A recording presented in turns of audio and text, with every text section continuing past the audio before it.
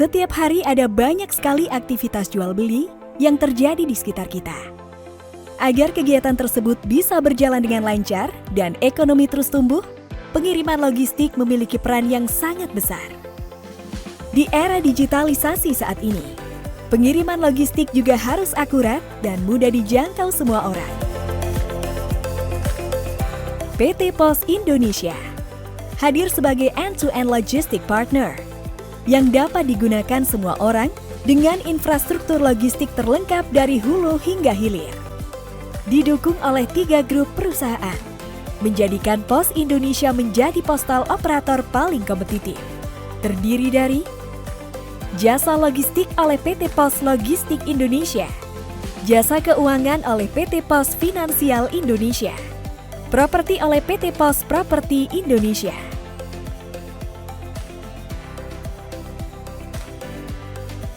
Berbagai pelayanan kurir, logistik hingga finansial dapat diakses secara mudah, real-time, cepat, aman, dan praktis dengan menggunakan aplikasi digital Pos Indonesia yang terintegrasi.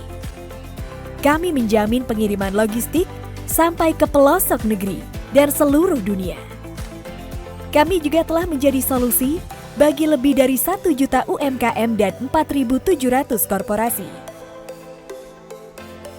Didukung oleh 10.000 armada, baik darat, laut, dan udara di seluruh Indonesia yang siap melayani pelanggan setiap harinya. Logistik Pos Indonesia telah berkontribusi besar dalam kemajuan perekonomian di Indonesia, baik kegiatan ekonomi di wilayah terpencil, terdalam, terdepan, dengan pelayanan prima mulai dari antar jemput, pengemasan, sampai dengan asuransi. Pos Indonesia melayani berbagai bentuk pengiriman, didukung oleh supply chain yang lengkap, mulai dari contract logistics, project logistics, hingga fulfillment center. Selain sebagai solusi pengiriman logistik, Pos Indonesia juga menjadi solusi kegiatan ekspor-impor lintas negara dengan sistem International Freight Management yang lengkap. Setiap perpindahan barang mulai dari gudang, pelabuhan, atau bandara, hingga tiba di tempat tujuan, selalu dimonitor menggunakan metode point-to-point dengan koneksi yang bekerja sama antar negara. Hingga seluruh penjuru dunia, United States dan Kanada, South America, Eropa, Afrika, dan Asia. Seluruh proses dari awal hingga akhir dimonitor dengan real-time dashboard reporting system.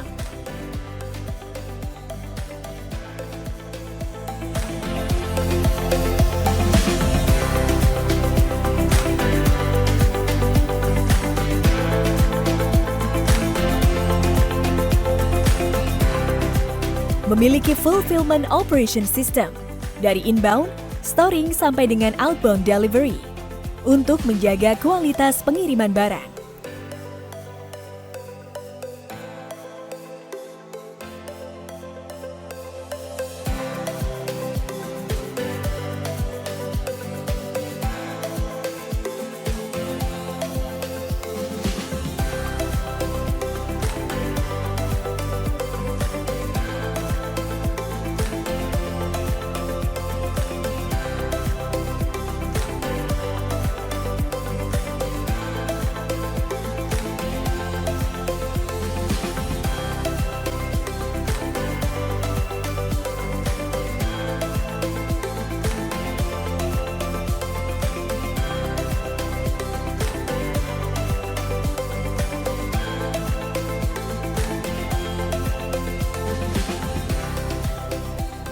Kami telah memiliki pengalaman dan kepercayaan dari berbagai pelanggan, baik dari sektor pemerintah dan juga swasta.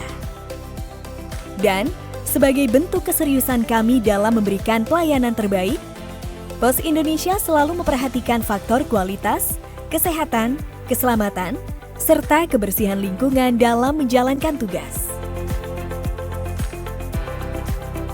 Pos Indonesia, your trusted logistic partner.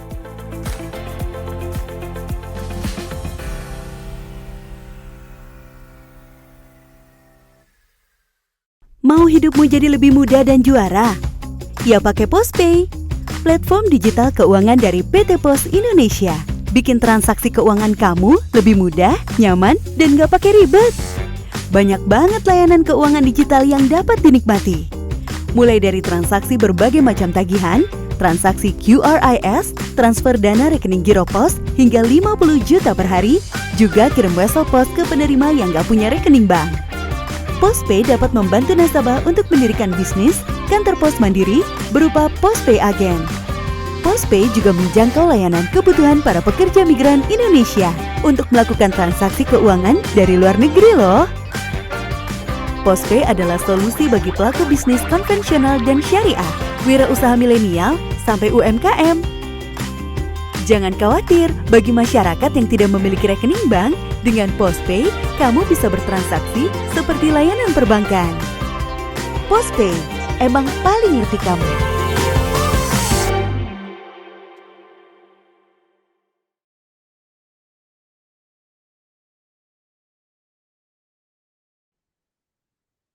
Buat semua Bapak Ibu yang sudah hadir hari ini di Postpreneur kita ke-85. Nah, ini seperti biasa sudah hadir bersama kita Pak Joni Eka Putra dari PT Pos Indonesia. Pagi Pak Jon. Pagi Pak Riki. Suara Pak Riki masih putus-putus. Hari ini masih putus-putus ya, internetnya ini masih jelek nih. Silakan Pak Jon, dibuka sekalian sambutan Pak. Oke, terima kasih. Assalamualaikum warahmatullahi wabarakatuh. Selamat pagi, salam sejahtera bagi kita semua. Yang saya hormati Bapak Samsul Widodo, staf ahli di Kementerian Desa yang sudah bergabung di pagi hari ini. Dan saya hormati juga Mbak Ella Rizky, CEO PT Nilam Lestari International di Magelang. Luar biasa, orang-orang hebat sudah hadir di tengah-tengah kita di webinar Postpreneur ke-85 ini. Rekan-rekan sekalian, webinar ini sudah ke-85. Bagi yang baru join, kita sudah hampir 2 tahun untuk mengadakan kegiatan webinar ini. Tujuan dari kegiatan ini adalah untuk meningkatkan literasi bisnis para pelaku usaha, juga untuk memberikan akses informasi kepada narasumber yang berkompeten. Silakan teman-teman bisa menghubungi kembali narasumber untuk mendalami ilmu-ilmu atau informasi yang diberikan. Nah, PT Pos Indonesia juga pada sesi nanti akhir juga menawari pola kerjasama keagenan kemitraan yang akan disampaikan oleh Pak Riki, karena Pos Indonesia punya layanan kemitraan namanya, layanan keagenan. Para pelaku usaha bisa membuka layanan agen pos. Nah, itu akan mendapatkan imbal jasa. Nanti Pak Riki akan menyampaikan apa syarat-syaratnya, apa sih keunggulannya dan sebagainya. Nah, PT Pos Indonesia juga punya 2 platform digital, Pos Aja dan Postpay. Ini bisa di-download di Play Store, Pos Aja dan Postpay. Kalau Postpay itu layanan keuangan kita, bisa untuk kirim uang, bisa kirim wesel, bisa untuk bayar-bayar listrik, token, beli pulsa, kuota, dan sebagainya. Beli asuransi, dan ada semua situ. Bahkan ada juga beli emas di aplikasi Postpay. Kalau aplikasi Pos Aja, itu aplikasi untuk layanan kurir. Kita untuk bisa melakukan permintaan pick up dari rumah, dan pegawai pos akan datang untuk melakukan pick up kiriman tersebut, kemudian bisa tracking kiriman, bisa untuk lihat tarif ya. Nah, tema hari ini dari Desa Subsidi Ekspor, ini Mbak Ella ini kita hadirkan untuk saling berbagi bagi kita semua terkait dengan idenya, gagasannya mengembangkan desa, kemudian beliau juga bisa membangun komunitas dan tim dari desa di sana dan bisa ekspor nih. Luar biasa, saya melihat YouTube-nya, saya tertarik sekali dan saya kontak beliau dan ternyata diterima oleh adminnya dan terjadilah saat ini Mbak Ella bisa hadir di webinar ini. Nah, di tengah-tengah kita juga hadir nih Kepala Kantor Pos Magelang, Mas Hamid hadir di sini. Nanti Mas Hamid juga sama tim ya, sama UMKM di Magelang juga hadir. Sepertinya banyak banget kayaknya dari Mas Hamid tadi menyampaikan bahwa akan menghadirkan juga para pelaku usaha di sana. Bawa banyak supporter ya. Bawa supporter karena ada yang hebat di sini. Jadi Kang Hamid kita hadirkan ya. Jadi Oke, Pak Diki bisa di co-hostkan Kak Hamid juga, Hamid Wahidin namanya. Oke, rekan-rekan kita simak sesi ini. Ini bagian dari cara kita untuk membangun bangsa Indonesia dan mengisi hal yang positif. Terima kasih Pak Riki. Assalamualaikum warahmatullahi wabarakatuh. Waalaikumsalam. Pak siapa Pak Jon? Pak Hamid Wahidin. Adanya Anif Jepara. Hamid Wahidin. Hamid Hamid Wahidin. Oke. Oke. Iya, salam kenal Pak Hamid. Bentar Pak, kita jadikan co-host supaya bisa ngobrol. Oke. Oke, salam kenal Pak Hamid sudah bisa di. Siap, siap, Pak. Tadi masih di mute. Iya, Baik, siap. Salam. baik Pak. Oke, salam kenal Pak Joni. Makasih. Bu Ella juga salam kenal. Tadi saya juga sebetulnya kan ada juga, coba karena Pak Joni Daulat ya. Artinya ada kepentingan kami juga.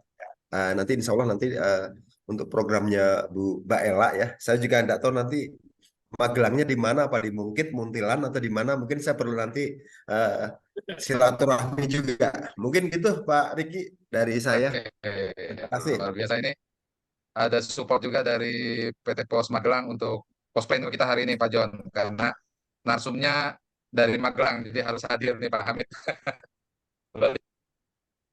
Siap, siap. Nah, Bapak Ibu sekalian, ini sudah lama kita nggak melihat mukanya Pak Samsul nih. Pak Samsul gimana kabarnya nih?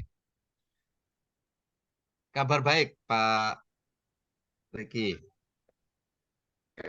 Pak Samsul, mungkin ada sedikit sambutan Pak buat pospreneur kita ke 85 hari ini. Pak, silakan. Ya, eh, terima kasih banyak. Selamat pagi. Assalamualaikum warahmatullahi wabarakatuh. Jadi Malam. forum ini forum ke-85 minggu. Jadi bukan 85 kali ya, 85 minggu gitu kan.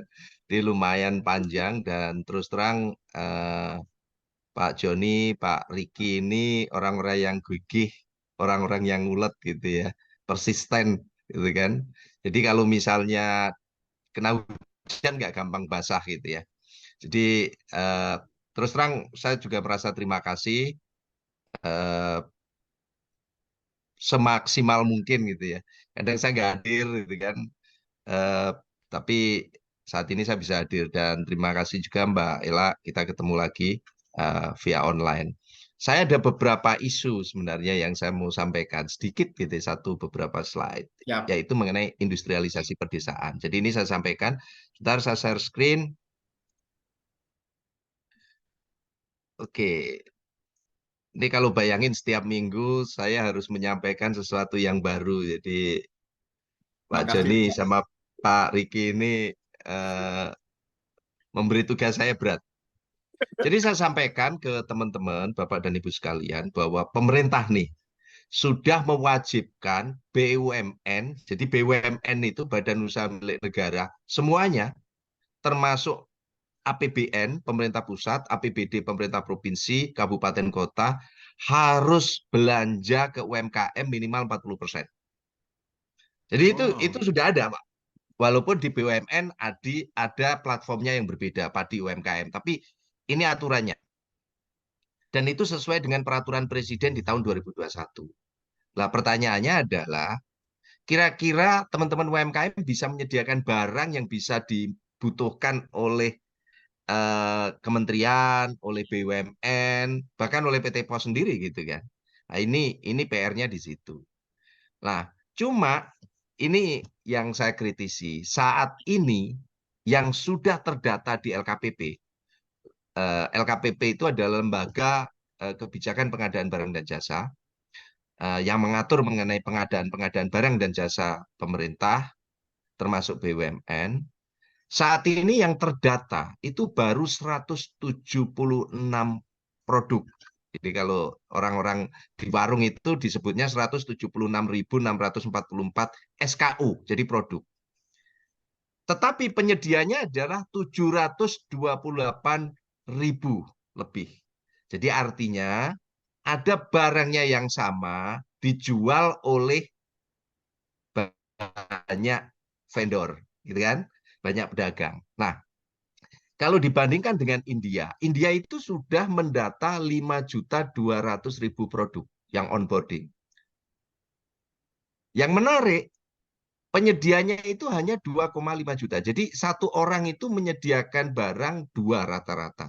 Dan itu berbeda dengan orang yang lain. Kita di marketplace itu yang namanya keripik pisang itu ya yang jual bisa dari Sabang sampai Merauke gitu kan. Nah, ini isunya. Amerika lebih lagi karena mereka sudah lebih dari 11 juta. Jadi artinya, nah saya akhirnya dalamin, jangan-jangan ini isunya adalah di industrialisasi pedesaan. Industrialisasi pedesaan itu misalnya kalau Pak Joni beli alpukat, itu dapatnya ya alpukat segar, gelondongan, atau jus alpukat. Iya. Tetapi belum pernah mendapatkan, alpukat ini kalau jadi saus keripik, kira-kira kayak apa ya, kayak gitu. Ya, Itu betul. isunya. Lah ini contohnya, ini contoh yang terdata di LKPP. Jadi produk-produknya kayak begini gitu kan. Jadi bayangin ya, keripik pisang di LKPP itu ada yang disilnya ini kayak begini, keripik usus, dan sebagainya. Jadi situasinya seperti itu. Nah, ini yang saya tadi cerita. Bagaimana alpukat menjadi tepung alpukat, menjadi slice frozen avocado, jadi alpukat yang sudah dibekukan, menjadi frozen avocado guacamole ini adalah saus dari alpukat. Ini makanannya orang Meksiko, yang biasanya Pak Joni, Pak Riki makan nachos di restoran Meksiko, sausnya ini alpukat. Nah, kita nggak menemukan yang seperti ini coba, gitu kan? Kalau Pak Joni di PT Pos, gitu kan. Terus rapat, tapi sajiannya avocado taco kayak begini itu untuk snacknya kan menarik gitu kan. Kita itu Iya. snacknya ya begitu-begitu terus gitu ya. Jadi saya rapat dari tahun 92 saya pertama kali kerja, sampai sekarang rapat, itu ketemunya lemper. Ya boleh, saya tidak mengatakan lemper jelek, tetapi kenapa tidak berkembang ini? Itu tadi, jangan-jangan isunya di industrialisasi pedesaan. Ya. Turunan produk-produk itu belum digarap serius. Jadi coba kalau misalnya rapat itu sugahnya avocado bars gini ya Pak Hamid, itu kan menarik gitu ya. Gitu kan? Atau avocado cheesecake untuk ulang tahun. Ulang tahun saya dari kecil sampai sekarang ya kuenya begitu. Jadi ini isunya. Berikutnya misalnya kenari. Kenari ini udah cukup lumayan, Pak, karena saya bertahun-tahun saya mengikuti perkembangan ini. Jadi tepung kenari, jadi selai kacang kenari, jadi roasted, jadi kenari panggang gitu ya. Nah, ini hasil-hasil dari kenari itu. Ada bolu kenari, cracker kenari, selai kacang kenari, kenari salut. Ini kacang kenari tapi dibalut oleh gula dan rasa kan gitu. Plant-based gelato. Jadi gelato yang sebenarnya tidak menggunakan lemak hewani, tapi menggunakan lemak dari kenari. Karena kadar lemaknya tinggi. Seperti itu. Nah, ini yang saya bayangkan gitu kan, hilirisasi produk pisang. Jadi macam-macam kayak begini. Nanti tinggal tampilannya dibenerin. Kalau misalnya keripik pisang kayak begini, ini kan juga nggak menarik gitu kan. Gitu kan. Jadi ini mesti tampilannya. Ini yang saya bayangin. Nah, ini yang cukup advance, ini adalah sagu sebenarnya.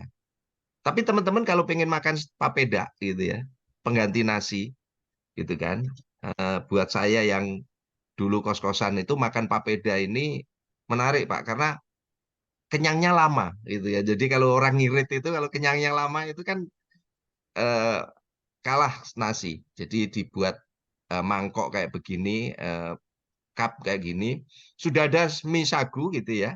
Sudah ini yang hitam-hitam boba ini adalah dari sagu dan sebagainya, udah mie ayam sagu, cilok, cimol dan sebagainya. Ini yang harapannya bisa onboarding. Sehingga nanti kalau rapat di kantor pemerintah itu ya minumnya boba tapi produk kita gitu loh. Gitu kan. Jadi itu seperti itu. Nah, yang saya soroti yang menurut saya menjadi contoh yang cukup berhasil itu Aceh. Yaitu dia itu bisa melakukan hilirisasi komoditas itu dengan baik. Dia menanam nilam dia punya nilam center di Universitas Syah Kuala, dan dia mampu menghasilkan parfum.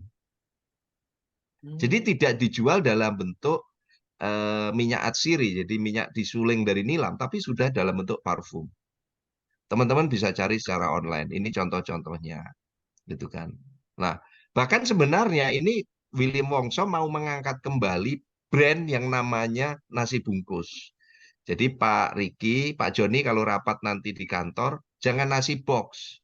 Nasi box yang sebenarnya nasi di dalamnya bukan nasi box, tetapi nasi di dalamnya bulat, bukan kotak, Pak. Gitu kan. Nah, dia mengangkat, dan ini di Melbourne dan di Sydney, dia mengangkat nasi bungkus supaya mengalahkan yang namanya Vietnam itu kan punya yang namanya banh mi. Kita sendiri di Jakarta bisa, oke, kita makan mana? Apa? Makan banh mi. Itu sandwich versi Vietnam. Kita tidak punya. Jadi kita kembalikan lagi. Jadi Pak Hamid, kalau rapat di PT Pos Magelang, kita rapat dengan nasi bungkus, tetapi dikemas dengan baik gitu ya. Jadi ini foto-fotonya, teman-teman bisa follow IG. Follow IG-nya Garam Merica Melbourne, Garam Merica Sydney. Ini contoh-contohnya di Sydney. Jadi ini untuk mengangkat brand. Jadi kalau enggak, kita kehilangan dengan sesuatu yang berbeda. Nah ini contoh, jadi silakan saja gitu ya.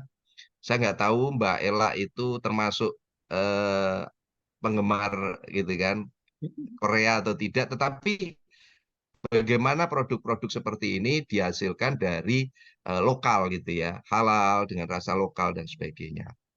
Nah, itu contoh-contoh. Jadi saya kembalikan ke Pak Joni, Pak Riki. Saya terima kasih sekali diberi kesempatan. Tadinya ngantuk-ngantuk, jadi saya melek, saya mesti ngomong. Jadi terima kasih banyak, selamat berwebinar. Semoga walaupun kita kerja di desa gitu ya, tinggal di desa, mendapat uang dari desa, tapi produknya bisa mendunia. Terima kasih, selamat pagi. Wassalamualaikum warahmatullahi wabarakatuh. Waalaikumsalam warahmatullahi wabarakatuh. Makasih Pak Ini Samsul. insight dari Pak Samsul yang selalu dinantikan yang luar biasa, Pak John. Benar sekali, karena ada ilmu baru nih. Ternyata produk Gitu. pokat tadi, kita ke desa hanya buah pokat sama jus pokat. Tapi kalau di luar negeri ada coklat pokat, ada keripik pokat dan sebagainya.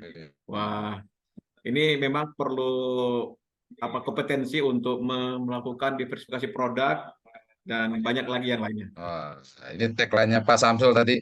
Orang desa, tinggal di desa, rezekinya rezeki kota, produknya mendunia. Ya, iya. Luar biasa.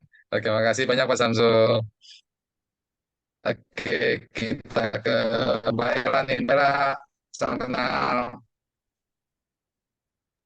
Ya, Assalamualaikum warahmatullahi wabarakatuh. Salam kenal. Waalaikumsalam. Pak Joni. Waalaikumsalam Ini warahmatullahi yang luar biasa ini Pak Joni. Betul. Produknya gula semut. Ini apa ini Mbak Ella? Nanti diterangkan. Oh ya, Rayap loh, gula semut, gula rayap, gula tawon, ini nggak ada. Tapi gula semut. Izin Iya. Mbak Ella, Magelangnya di mana ya Mbak Ella? Magelangnya saya di Candi Mulyo, Oh, Dusun Candi Dusun Mulyo. Senen. Oke, Iya. Pakis, Gerabak dan sebagainya. Oke, nanti saya datangi Mbak Ella. Ya. Oke, guys. siap, Pak. Siap, nanti nggih. Turun Mbak Ella. Nah, nanti produknya harus dikirim lewat pos ya Pak Hamid ya. Oh, siap. Nanti kami Wah, sesuai dengan informasi Pak Joni, nanti Mbak Ella butuh pick up pun jam berapapun kami siap. Sampai tutupan malam jam wah, 10 malam kami siap. Iya, siap. Terima kasih, Bapak. Siap. luar biasa. Oke, Mbak Ella, tanpa membuang waktu, mungkin kami juga penasaran nih gimana cara pengembangan bisnisnya Mbak Ella nih. Bisa sharing ke kami nih, ke teman-teman peserta Postpreneur kita. Waktu dan tempat saya persilakan. Tapi sedikit informasi bahwa teman-teman peserta ini masih kami mute, Mbak Ella, supaya nantinya tidak muncul suara-suara sumbang ketika presentasi. Nanti kalau Mbak Ella mau interaksi mungkin lewat chat. Silakan ya Mbak Ella. Oh ya, baik.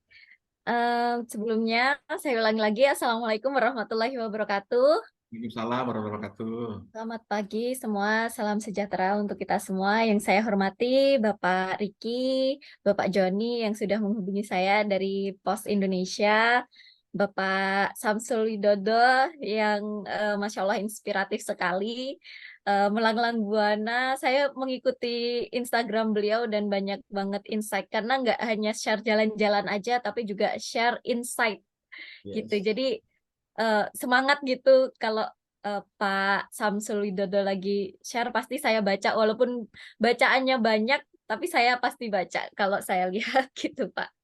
Oke, yang saya hormati juga Bapak Hamid Wahidin, Ketua Pos Magelang. Semoga nanti kita bisa bersilaturahim ya Pak, Amin, karena amin. lumayan sudah menjamah online. Kita Siap. agak kewalahan karena di sini juga susah juga jauh dari agen-agen paket gitu. Kami di desa dan sangat pelosok. Ini saja saya pakai WiFi Pak.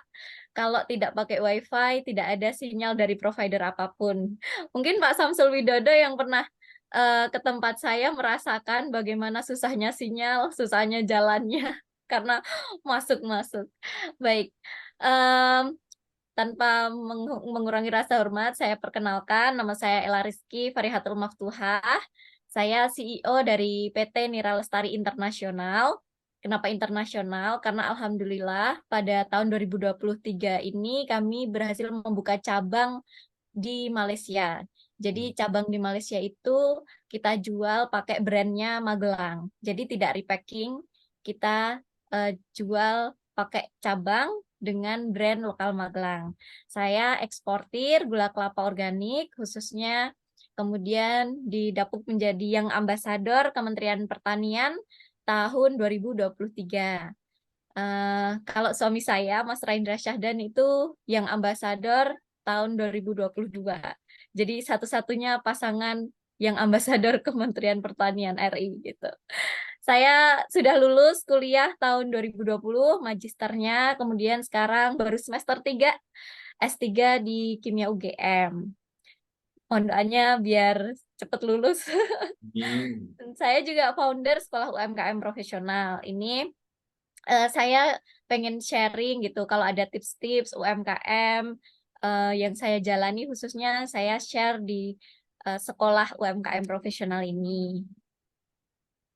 Kalau produk saya itu pada dasarnya adalah produk pertanian, produk perkebunan, yang dimana kita itu mengolah ya, yang tadinya itu gula kelapa, gula merah yang banyak di pasar tradisional. Pada saat itu mungkin harga sangat anjlok ya, karena 1 kilonya itu bisa 7.000, 13.000, 7.000 sampai 13.000 lah. Itu sangat kurang untuk mensejahterakan petani. Dari bisnis itu aja tidak bisa menghasilkan CSR mungkin yang bisa kita bagikan untuk orang-orang yang membutuhkan, untuk pendidikan, beasiswa, dan kesehatan itu kayaknya masih jauh kalau dijual masih secara tradisional ini. Nah, oleh karena itu kami membentuk kelompok wanita tani. Sebenarnya saat itu yang membentuk ibu saya sih, ada kelompok wanita tani gitu. Nah, namanya Nira Lestari. Di YouTube juga ada Ibu Yunistianing sih diwawancara kemarin sama Pecah Telur kalau lebih dalam ke sana. Kemudian membentuk kelompok wanita tani dan mulai menjual ini gula semut. Gula semut itu bentuk serbuk dari gula merah. Nah, kemudian tapi masih ini ya, packagingnya, brandingnya belum maksimal, masih pakai stiker tempel seperti ini. Nah, kemudian saya kok tertarik untuk membantu ibu-ibu ini, mereka bisa produksi. Nah, kemudian biasa ya kalau UMKM itu bisa produksi tapi susah dalam pemasaran. Nah, saya kok jadi tertarik untuk membantu ibu-ibu di desa saya untuk memajukan bisnis kelapa ini. Dan waktu itu saya pernah tahun 2016 itu saya masih kerja di pabrik, masih jadi karyawan gitu. Kemudian tahun 2017 saya memutuskan untuk balik ke desa, kemudian mulai berbisnis di bidang gula semut ini gitu. Sambil berbisnis saya juga sambil S2 waktu itu. Kemudian riset tahun 2020 saya mengembangkan produk ya, produk turunan madu yang terbuat dari bunga kelapa. Pada tahun 2020 awal itu kan saya ke Thailand. Nah, di sana itu ada ada madu multiflora yang nggak dari lebah, karena di sana kan banyak vegetarian, aliran tertentu, agama tertentu itu kan tidak boleh terlalu mengekspos hewan. Nah, kemudian kok pas balik ke Indonesia dari Thailand itu ada permintaan bayar untuk membuat madu bunga kelapa, untuk membuat madu gitu ya. Akhirnya saya berpikir, bisa nggak nih dari bunga kelapa? Akhirnya kami riset-riset, oh ternyata bisa. Nah sekarang alhamdulillah ya sudah booming. Kemarin pas launching di pecah telur juga, kita kerja sama-sama pecah telur, kita juga ini lumayan booming. Yang tadinya apa sih madu kok bisa nggak dari lebah? Bisa, lebahnya itu kita pakai alat gitu ya. Nah itu karena eh, mengurangi itu ya dari eksploitasi lebah, kan kepercayaan tertentu seperti itu. Nah ternyata kalau dari yang tadinya tradisional hanya gula saja, hanya gula cetak, itu kalau dijadikan gula semut itu bisa meningkatkan eh, nilai ekonomi di desa kami itu 1,4 juta per hari. Bahkan pada hari ini itu sampai 2,5 juta. Jadi kami di koperasi itu kan membeli produk-produk petani. Nah, itu perputarannya itu bisa sampai 2,5 juta satu hari. Kemudian kalau ketika dibikin madu bunga kelapa ini sampai 6,4 juta per harinya. Jadi ini added value ini yang sangat menambah ya, menambah nilai, kemudian menambah kualitas dari barangnya juga, kemudian menambah nilai jual juga. Selain kita menghadirkan kesejahteraan untuk petani, kita juga menghadirkan sesuatu yang lebih sehat kepada konsumen. Jadi kalau bisnis gitu bisa dua-duanya itu merupakan anugerah gitu ya. Yang satu juga membawa kesejahteraan bagi kita, banyak yang beli, yang satunya juga kita provide, menyediakan barang-barang yang berkualitas agar kesehatannya terjaga, seperti itu. Nah, ini kalau pengolahan limbah tempurung kelapa. Pengolahan limbah tempurung kelapa ini tadinya banyak sekali limbah di desa kami. Tempurung ya hanya dibiarkan membusuk, paling-paling ya dibakar gitu. Tapi kita olah menjadi asap cair, insektisida alami, perisa, pengawet organik gitu. Nah, mungkin Bapak Ibu sekalian kalau di hotel itu menunya nasi bakar, tapi kok di Magicom gitu, percayalah itu nggak dibakar, tapi ditetesi dengan asap cair ini, jadi ada aroma-aroma smoke-nya. Kemudian untuk barbecue juga, yang tadinya limbah, ketika dijual menjadi golden smoke atau asap cair untuk perisa itu, per 30 milinya adalah 30.000. Jadi sangat bisa nge-save gitu yang tadi limbah, mencemari lingkungan menjadi rupiah. Ini kalau produk-produk kami masih ada ya gula organik, gula cetak organik, kemudian ini vegan nektar, madu dari bunga kelapa, kemudian gendis itu yang premium menengah lah ya, menengah. Kemudian ini yang gula semut yang pasarnya itu lebih low, dan ada VCO ya, bisa untuk awet muda, jarang ubanan, untuk kesehatan juga, bahkan untuk ibu hamil, untuk ibu menyusui, itu kalau mau kuat, minumnya VCO ini. Intinya VCO itu kan organik, tubuh kita organik, jadi kalau kita minum sesuatu yang organik, itu akan menggantikan sel-sel yang rusak karena aktivitas kita sehari-hari. Nah, ini kalau yang dulu ini kemasannya masih ditempel seperti itu. Vegan nektar. Kemudian kalau segmennya seperti apa? Kalau segmennya dari kami memang premium to high. Jadi kita memang pasarnya itu adalah yang middle up.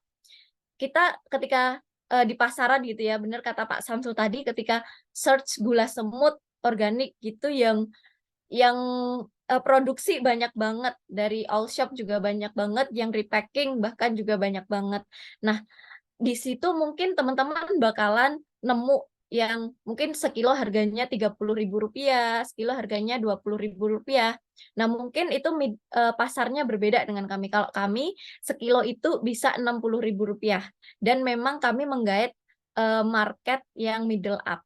Seperti itu. Kenapa middle up? Karena kami fokus pada kualitas gitu. Kita riset-risetnya itu untuk memperbaiki kualitas, upgrade kualitas. Karena saya tahu di desa saya ini nggak mungkin untuk bersaing secara kuantitas. Prinsip bisnis kan gitu. Yang pertama, kalau kamu produksinya terbatas, sedikit, bermainlah pada kualitas. Kalau kamu produksinya banyak dan bisa harga murah, ya nggak apa-apa, mainlah kamu di kuantitas. Saya nggak mungkin menang kalau berperang di pasar dengan kuantitas. Oleh karena itu saya memilih di kualitas. Nah, kualitas seperti apa? Semisal teman-teman ya kalau ingin tahu produk yang premium gitu, aman untuk diminum, karena ada juga yang sengaja sengaja dibuat produknya itu yang ke bawah gitu. Nah, itu kalau yang premium itu ketika gula semut atau gula cetak setengah aja ya, setengah gula cetak ini atau sekitar 2 sendok nanti dilarutkan ke air panas. Kalau ada endapan sedikit, itu berarti organik dan sehat. Tapi kalau endapannya banyak sampai 1 ruas kuku, itu hati-hati gitu ya, karena memang mungkin sengaja dicampur menggunakan gamping, sengaja dicampur menggunakan ketela, dan lain sebagainya. Itu untuk menambah berat. Nah, mungkin kalau pasarnya membidik pasar yang ke bawah gitu ya, untuk yang murah-murah itu cocok saja, tapi kalau untuk masuk ke pasar premium itu kurang cocok. Nah, kalau teman-teman membuktikan ini premium nggak nih, nah itu bisa 2 sendok ditambah air panas setengah gelas, diaduk, tunggu 5 menit, nanti lihat aja endapannya. Nah, endapan itu bisa berasal dari CA atau terlalu basah. Nah, kita kan minum gula semut organik itu kan pengennya sehat ya. Sehat karena apa? Karena gula ini mengandung banyak mineral. Kalau mineral itu pada kondisi basah, mineral itu akan mengendap. Kalau mengendap itu nggak bisa diserap oleh tubuh. Bayangin aja Bapak Ibu semuanya, kita kan butuh yang namanya zat besi. Nah, zat besi itu diserap tubuh dalam bentuk ionnya. Kalau sudah bentuk endapan, ya sama aja kayak makan besi bangunan. Nah, analoginya seperti itu. Nah, jadi usahakan, mungkin di sini ada pengrajin gula juga ya. Mungkin sudah saatnya nih kita menyediakan yang bagus untuk konsumen. Jangan pakai lagi batu gamping, jangan pakai lagi sabun, jangan pakai lagi bisulfit, tapi pakailah yang lebih alami seperti ekstrak kulit manggis atau tatal nangka gitu. Karena kita harus menjaga juga pribumi Indonesia ini biar sehat, karena mereka pilih gula semut itu sehat juga. Oleh karena itu kita harus provide yang sehat. Kalau produknya tadi kita alhamdulillah sudah ekspor beberapa kali ya. Kalau ekspor yang terakhir itu kita ke Malaysia, ekspornya by brand. Jadi brandnya itu Golden Nira. Golden Nira disahkan, dipatenkan di Magelang, tapi dijualnya di luar negeri, di Malaysia. Harapannya saya itu seperti Coca-Cola gitu loh, sebut merek ya apa ya. Jadi brand Coca-Cola itu sama antara di Indonesia, di Amerika, di Inggris itu sama Coca-Cola. Nah, harapannya nanti kami di produk pertanian juga seperti itu. Karena kita percaya diri ya, kita bisa menghasilkan yang mungkin nggak semua negara hasilkan, dan kita memilih produk yang berkualitas. Intinya seperti itu.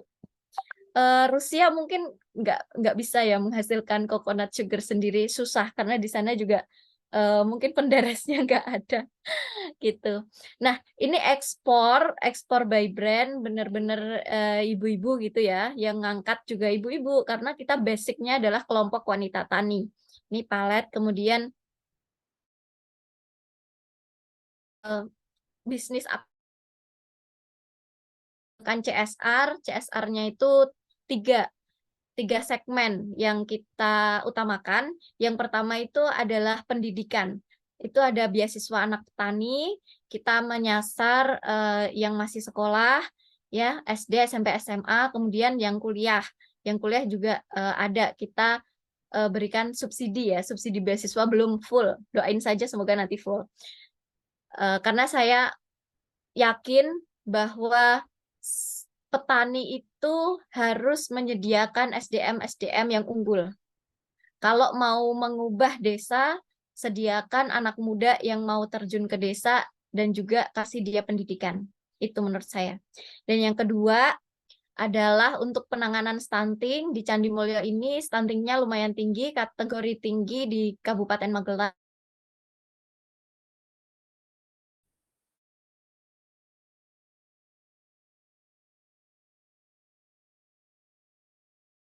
Ibu aja. Kenapa? Ketika memberi CSR itu jangan sampai kita malah membentuk sistem minta-minta. Jadi kita mendingan jual murah aja, jangan sampai kita malah membentuk mental meminta kepada masyarakat. Kemudian yang ketiga itu adalah di sisi kesehatan. Jadi kalau yang sakit atau tidak ada kendaraan untuk ke kota atau perlu dibantu nih lagi sakit, dibantu datang aja ke Nira Lestari, insya Allah kami bantu untuk berobat dan lain sebagainya. Itu CSR dari kami. Kemudian ini dokumentasi ketika ekspor by brand ya. Terakhir kemarin ke Malaysia awal tahun 2023.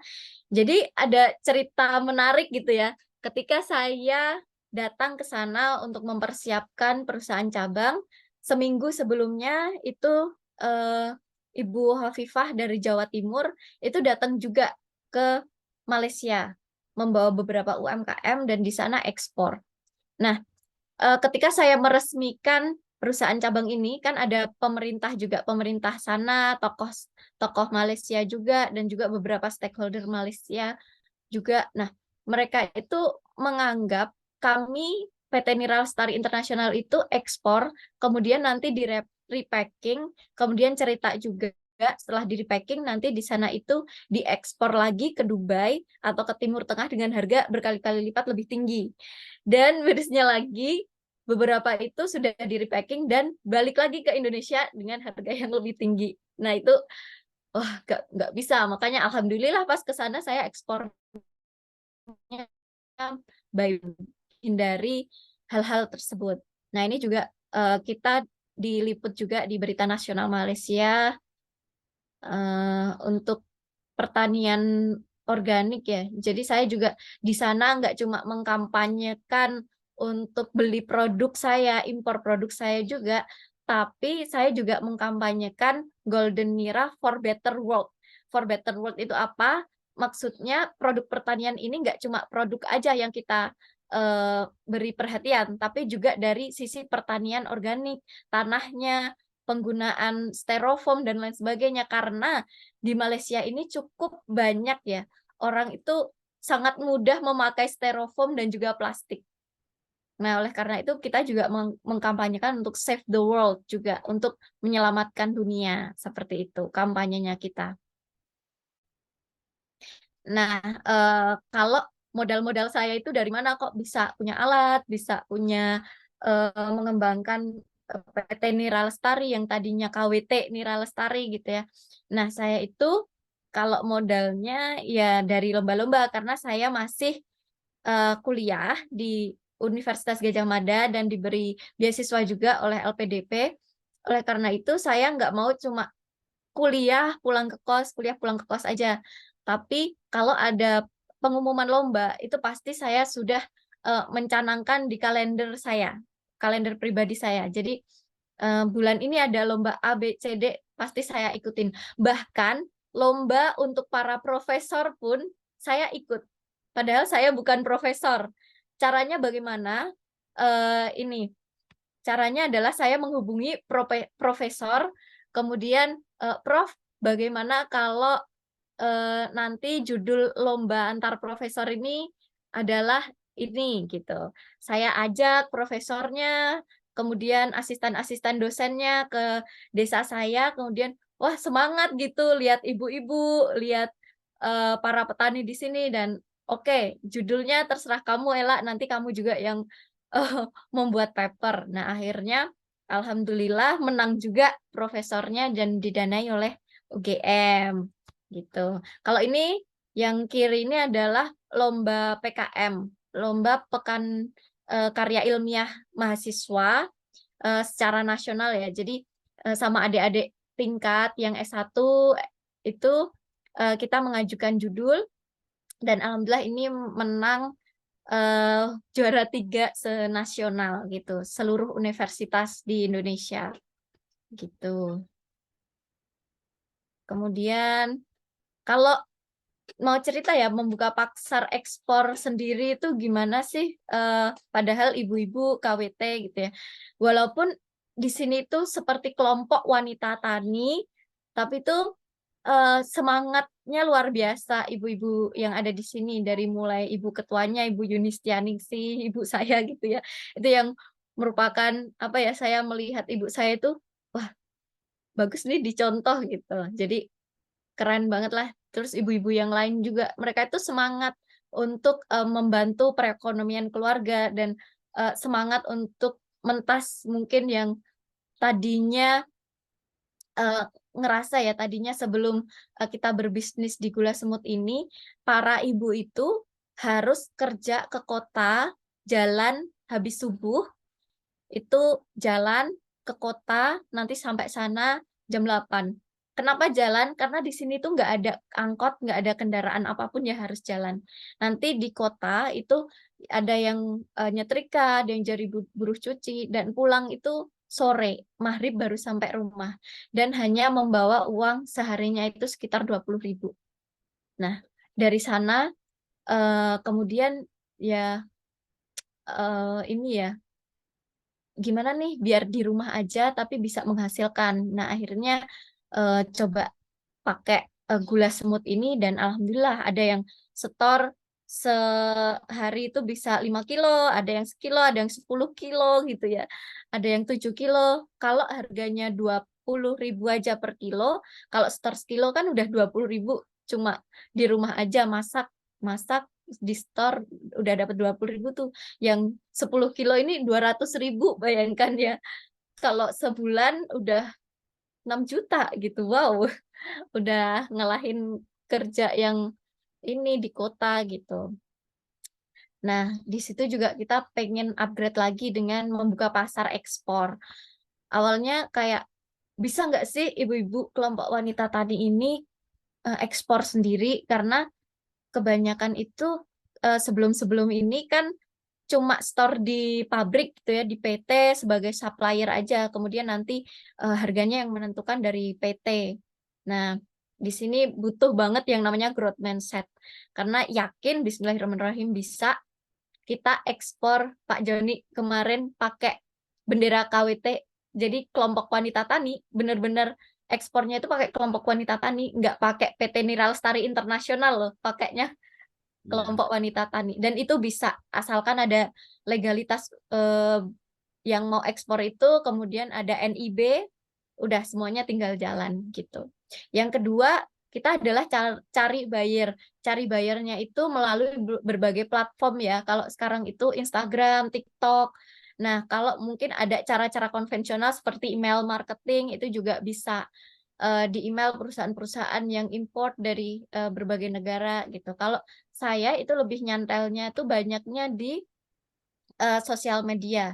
Karena saya aktifnya juga di sosial media membagikan kegiatan-kegiatan harian kita di PT Nira Lestari, jadi mungkin buyer itu lebih trust daripada sekedar kita ngemail.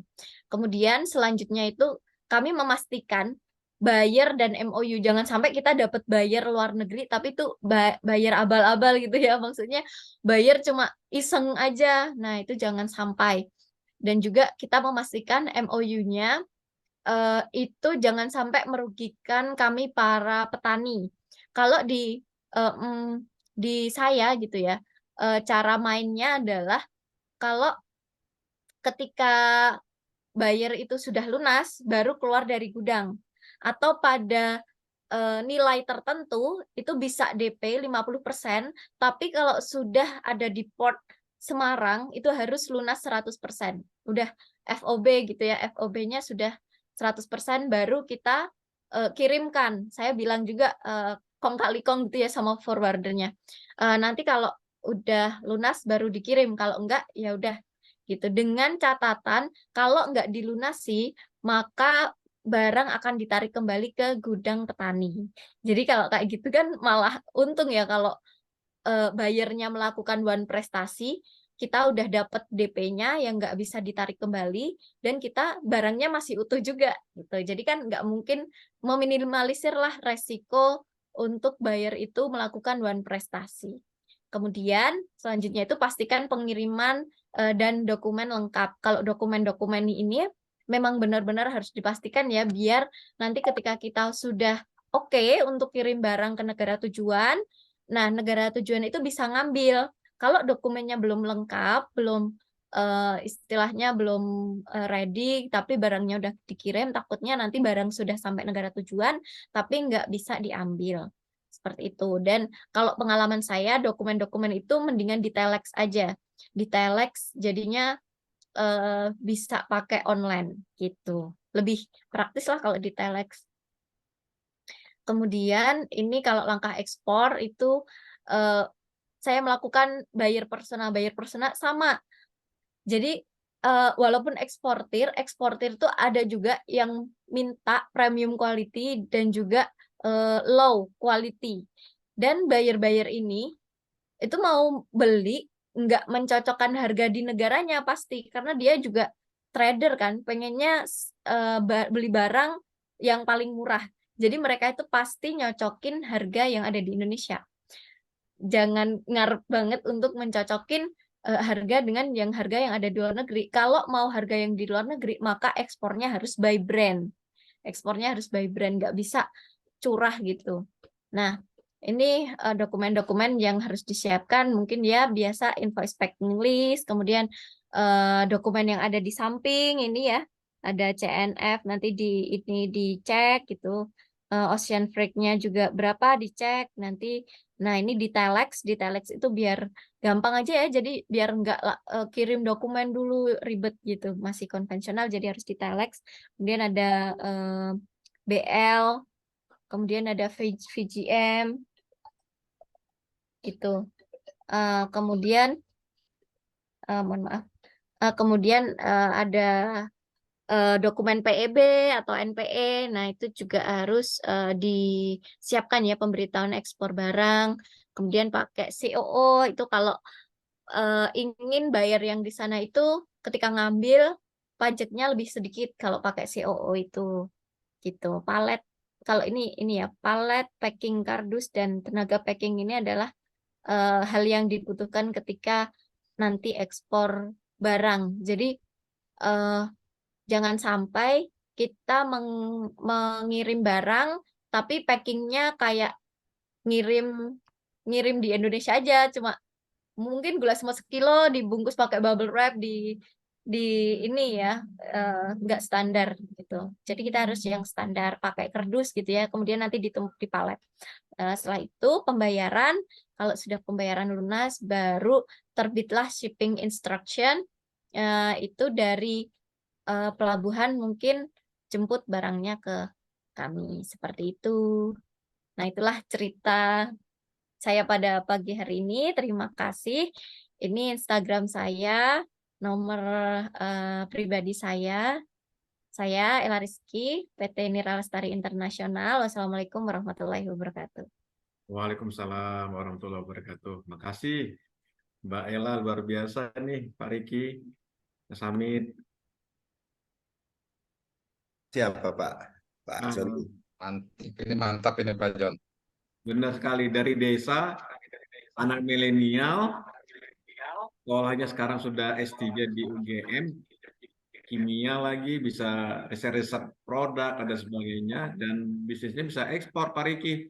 Dan yang paling penting adalah membangun desanya, Pak Riki. Ablak. Membangun dengan Itu yang luar kelompok-kelompok. biasa itu. Iya, membangun biaya ekonomi, Blablak ya. sosial di Blablak sana, itu Sawangan ya, komunitas. arah Sawangan. Luar Blablak biasa. terus Mbak Ella, kita bertanya ya, boleh ya? Iya, Sekali Pak Riki, dialog ya. saya juga masih belajar, Pak. Saya harus Oke, masih banyak belajar ke Pak Joni, Pak Riki, nggak Pak apa-apa. Samsul. Mbak Ella pertama kali untuk menemukan produk ini dan membangun komunitas, untuk membangun, menggerakkan mereka itu gimana sih cara nemunya jalannya dulu? beti aku sangat males. Dari persoalan, Gara-gara Mas Agus ada pas lewat permasalahan sangat ekonomi, berapa sosial di situ, sana, aduh kok nekat tiba-tiba punya langsung ide, bisa 857. membangun ekonomi di situ. Itu kira-kira gimana, Mbak? Caranya, tahap awalnya? Apa ngumpul dulu, sosialisasi dulu, atau gimana? Eh, kalau kita turun ke desa ya Pak ya, kalau pengalaman saya, anak muda di desa itu pasti belum terlihat dan pasti di Maido. Nah, itu susahnya bisnis di desa itu nggak seperti bisnis kita mendirikan perusahaan langsung rekrut karyawan gitu. Kalau pengalaman saya ketika saya terjun ke desa, kita nggak bisa sebagai anak muda itu langsung mengumpulkan ibu-ibu, langsung eh, mengasih arahan, memberi arahan untuk membuat A, B, C, D itu nggak bisa. Oleh karena itu, waktu itu saya terjun ke desa dan saya berkomunikasi dengan tokoh-tokoh yang ada di desa, seperti Pak Kadus, seperti Ibu Ketua paguyubannya. Kalau di desa saya kan ibu ibu saya sendiri gitu ya. Karena ibu saya itu kan ibu mungkin di desa itu kental dengan Ibu Ketua Muslimat NU ya. Jadi ya ibu saya ketuanya gitu. Kemudian saya ngobrol juga. Nah, di situ kita saling sharing masalahnya gimana secara akademis itu di solve-nya bagaimana, secara bisnis di solve-nya bagaimana. Kemudian yang di depan yang memberikan pengumuman kepada anggota, kepada masyarakat, itu adalah tokohnya. Jadi kita di belakang layar aja. Nggak bisa kita di depan, pasti orang pada maido. Halah, rung tahu apa ya bahasa Jawanya itu nggak pernah mengalami ini seperti kita kan lebih tua, lebih banyak masalahnya. Kamu mah kehidupan kampus mah beda sama kehidupan di masyarakat, pasti digituin. Oke, Mbak Ella. Mbak Ella, selama waktu membangun ini di desanya, ada nggak orang-orang desa yang sudah di kota gitu ya, kembali lagi ke desa setelah melihat Mbak Ella ya sudah merintis usahanya di sana gitu, dan mereka, wah kenapa nggak dari dulu gitu? Pernah nggak ada dari teman-teman di desa yang merantau, pergi ke Semarang atau ke Jogja atau ke Jakarta yang dari desa, Mbak? Kalau milenial ya Pak, kalau milenial ini masih menjadi PR bagi kami karena memang bisnis pertanian mungkin ya kurang keren, nggak pakai seragam, nggak pakai sepatu gitu. Jadi kalau memang milenial ini masih perlu treatment khusus untuk bagaimana caranya biar tertarik di bidang pertanian. Padahal kalau mau ngambil nira pakai jas itu kan nggak ada yang larang harusnya gitu. Tapi kalau di sini tuh ya mungkin lebih lebih banyak ke kota kalau secara milenial ya karena mungkin manjat pohon yang terlalu tinggi itu menurut mereka terlalu beresiko. Oleh karena itu kita kemarin kerjasama dengan pemerintah desa untuk menggunakan tanah desa itu kita tanami kebun kelapa pendek biar yang milenial-milenial ini disabilitas dan juga janda yang suaminya udah nggak apa ya nggak bisa ngambilin nira gitu bisa untuk tetap bekerja sebagai dulu gitu ya barengannya ibu banyak Pak yang tadinya ke kota menjadi ART gitu kemudian balik ke desa kemudian bikin gula itu lebih lebih menguntungkan lah daripada kerja ART gitu. Kalau kerja ART dulu itu saya diceritain ya, tetangga saya itu gajinya itu sekitar berapa ya? Sekitar 50.000. Tapi kalau difokuskan untuk membuat gula itu bisa 60.000 per bulan. Jadi kalau ke kota kan dipotong sama transportasi, kalau di rumah kan enggak. Jadi 60.000 tuh gitu. Oh, keren.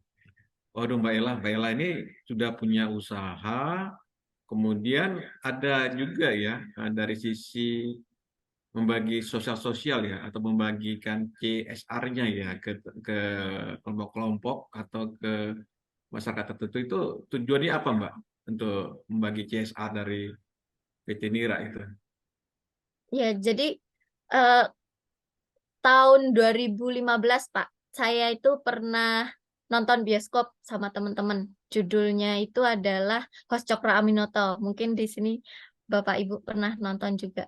Di situ ada adegan melawan penjajahan ekonomi kapitalis, itu turun ke desa langsung bilang harus bentuk koperasi, harus bentuk koperasi. Saya pelajari apa ini keunggulan koperasi gitu ya.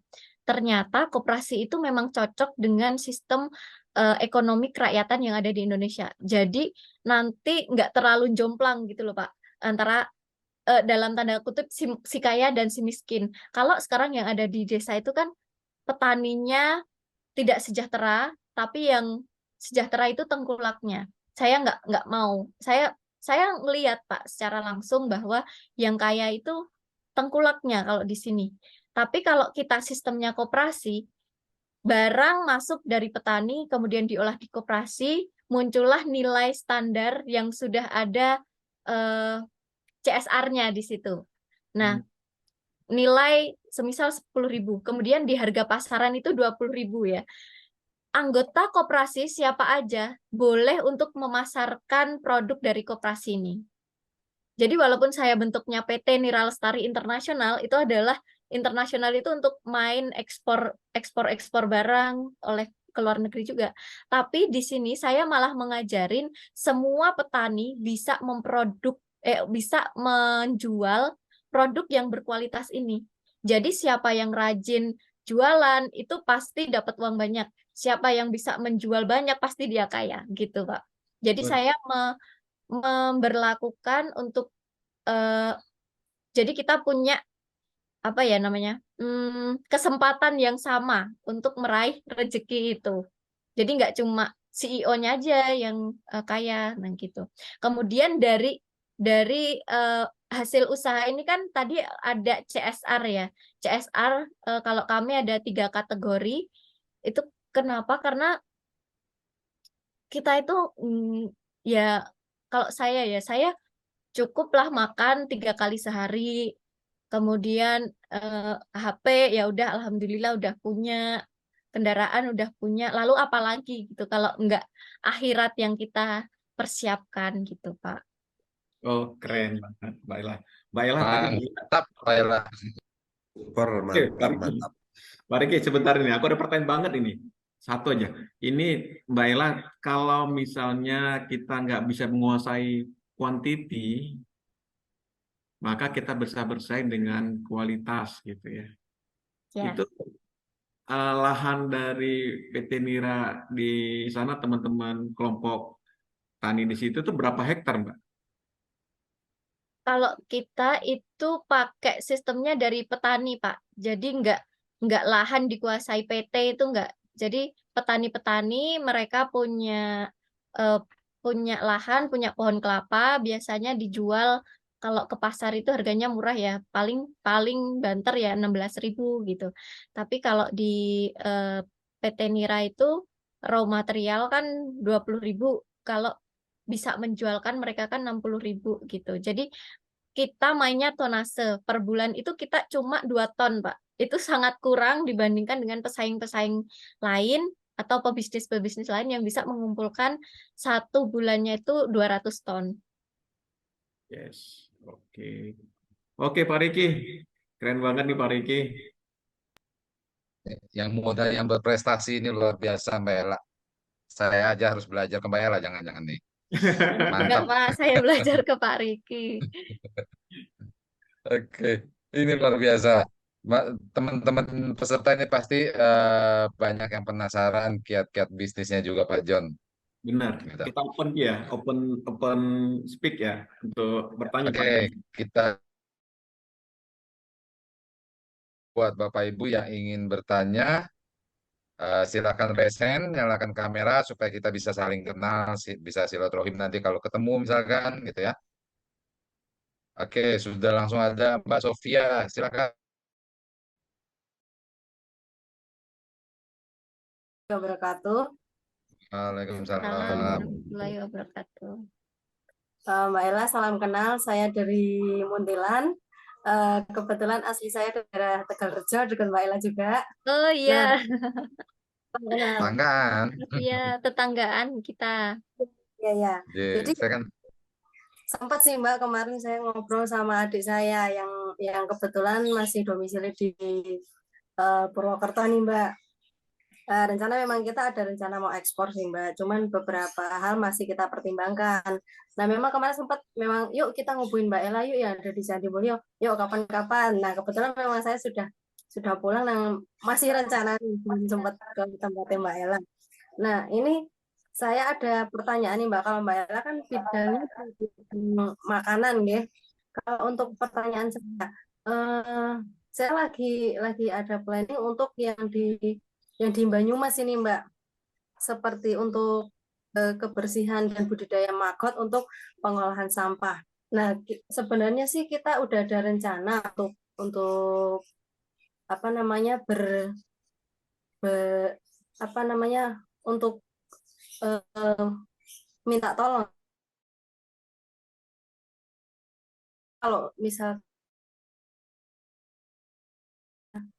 dibantu untuk kalau masalah sampah kan kita sama-sama nih Mbak harus berperan dari berbagai pihak dan beberapa orang harus kita maju semua. Nah, gimana sih kita kalau misalkan biar bisa disupport langsung dari mereka? Kan kalau yang seperti itu yang saya lihat masih nggak banyak orang yang pengen ikut maju apalagi kalau untuk mengelola sampah kan itu nggak banyak yang mau gitu loh. Kira-kira ada tips atau trik yang bisa Mbak Ella bantu nih gimana caranya biar kita bisa gandeng bukan masyarakat terutama untuk di wilayah desa dulu mungkin dari kelurahan dan kecamatan gitu Mbak. Oke, nanti kedepannya insya Allah mungkin bisa silaturahmi ke tempatnya Mbak Ella juga. Oke, mungkin itu dulu. Baik, Terima kasih. baik, terima kasih Mbak luar biasa. Sofia. Oke, Mbak Ella mungkin ada tips trik yang bisa di-share nih tadi Mbak Sofia nanya. Oh ya, terima kasih Mbak Sofia atas pertanyaannya. Jadi pengolahan sampah ya. Eh, Kalau pengolahan sampah itu kemarin saya itu malah studi banding Mbak ke daerah Magelang juga, daerah mana ya, Muntilan. Nah, nanti bisa saya share tempatnya ya kalau berkenan. Itu menggandeng ibu-ibu PKK. Kalau kita ke desa itu yang paling powerful pengolahan sampah, bank sampah, kemudian ngumpul-ngumpulin ibu-ibu itu adalah memang ibu-ibu PKK. Kebetulan saya juga di PKK Milenial Kabupaten Magelang itu PKK tapi isinya anak-anak milenial. Bahkan suami saya tahun lalu itu sebagai ketua. Bapak-bapak kok bisa jadi ketua PKK-nya itu PKK pertama kali di Indonesia yang ada PKK milenialnya itu Kabupaten Magelang. Nah, di sana kita studi banding dan memang pengolahan sampah, pemilahan sampahnya itu sudah bagus dari awal. Sudah ada edukasi dari rumah-rumah untuk memilahkan mana sampah plastik, mana sampah organik, mana sampah anorganik itu sudah mulai dipisahkan dari rumah-rumahnya. Yang menggerakkan siapa? Yang menggerakkan itu adalah ibu-ibu PKK. Ibu-ibu PKK desa, kemudian ada ibu-ibu PKK dusun. Nah, ketika sudah dipilah-pilah sampahnya yang organik itu kemudian diangkut dan ada TPA. TPA Mm-mm. tempat pembuangan akhir di sana itu benar-benar banyak sekali magotnya, banyak sampah tapi nggak bau. Itu keren banget sih Bu Sofia. Dan di sampingnya itu nggak cuma Ya. hanya pengolahan sampah ya. Di sampingnya itu ada tambak ikan yang diberi makan maggot hasil pengolahan. Nggak cuma ngolah sampah, tapi di sampingnya itu bisa membudidayakan ikan dan menjual ikan gitu. Jadi mungkin Iya. Bu Sofia nanti bisa langsung aja di DM atau berkunjung ke sana, terinspirasi banget. Sampai nggak kelihatan itu tuh bank sampah, nggak sampai nggak kelihatan itu tuh TPA, karena di depannya itu banyak banyak banget tanaman, banyak kebunnya, kemudian di sampingnya itu banyak perikanan gitu. Jadi bisa deket kok Bu dari Tegalrejo arah ke Muntilan. Muntilan. Kebetulan Ya. di Muntilan juga, Mbak. Ya. Selanjutnya dari Mbak Enita, silakan. Gimana Ibu Sofia? Ya, sudah. Mungkin bisa saya tambahkan, Bu. Itu saya juga dari Magelang ya, Bu ya.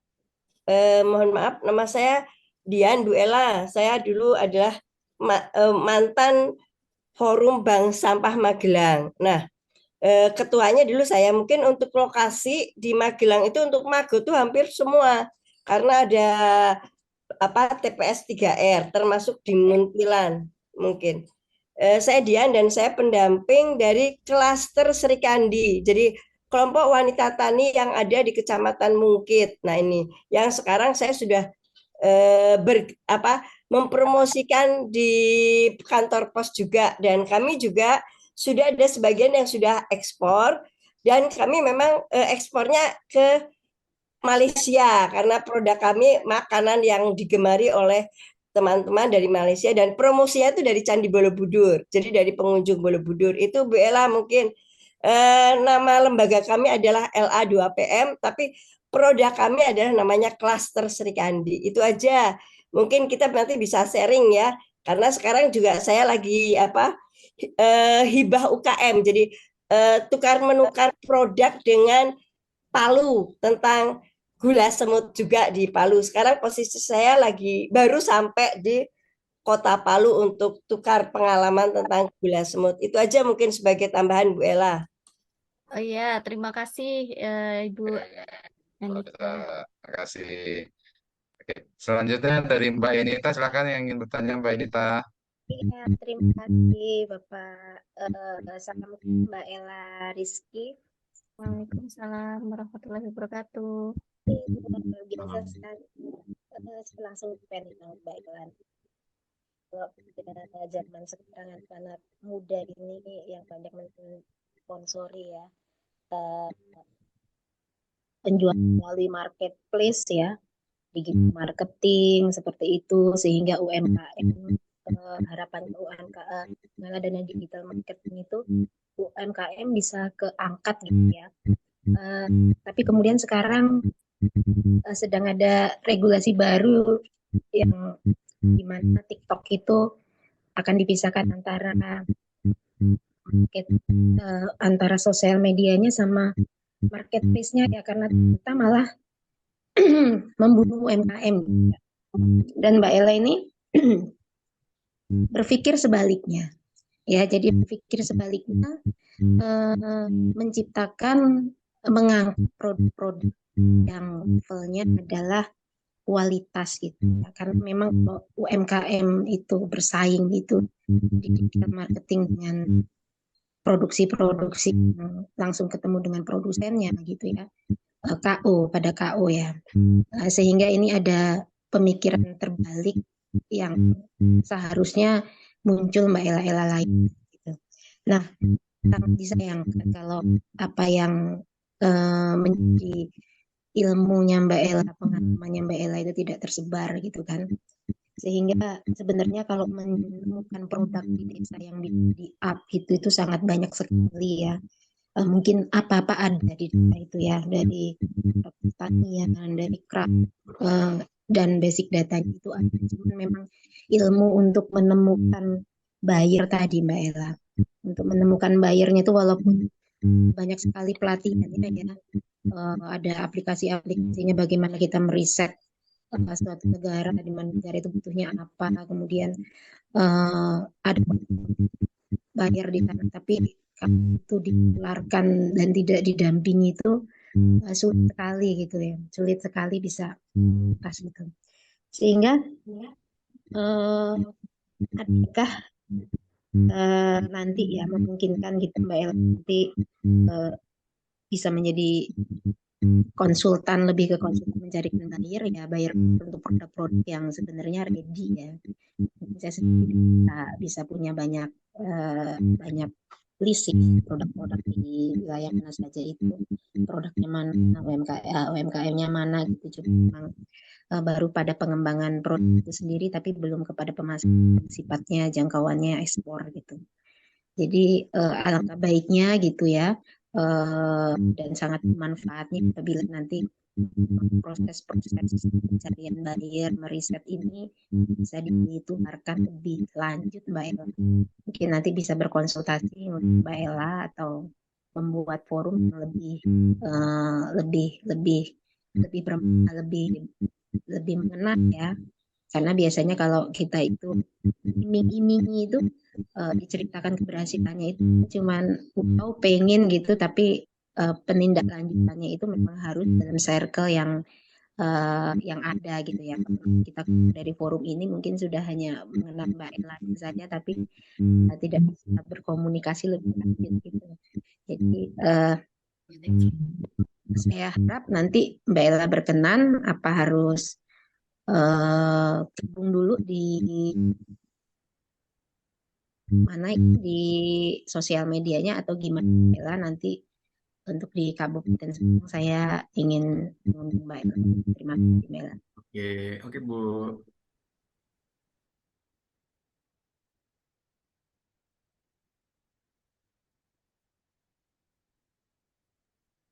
Oke, baik, makasih. Mbak Ella. Makasih Bu Anita. Mbak Ella bertanya kaitan dengan selama ini kan mencari buyer itu pakai aplikasi. Kemudian bagaimana Mbak Ella pengalaman selama ini sehingga mencari buyer yang tepat itu bagaimana Mbak?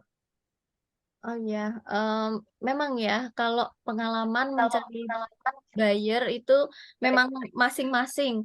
Karena saya juga pendampingan oleh dinas-dinas yang ada di Kabupaten Magelang, dinas-dinas yang ada di provinsi, itu belum pernah ada yang mendampingi sampai cari buyer gitu, sampai cari buyer didampingi sampai deal, sampai kirim barang itu nggak pernah.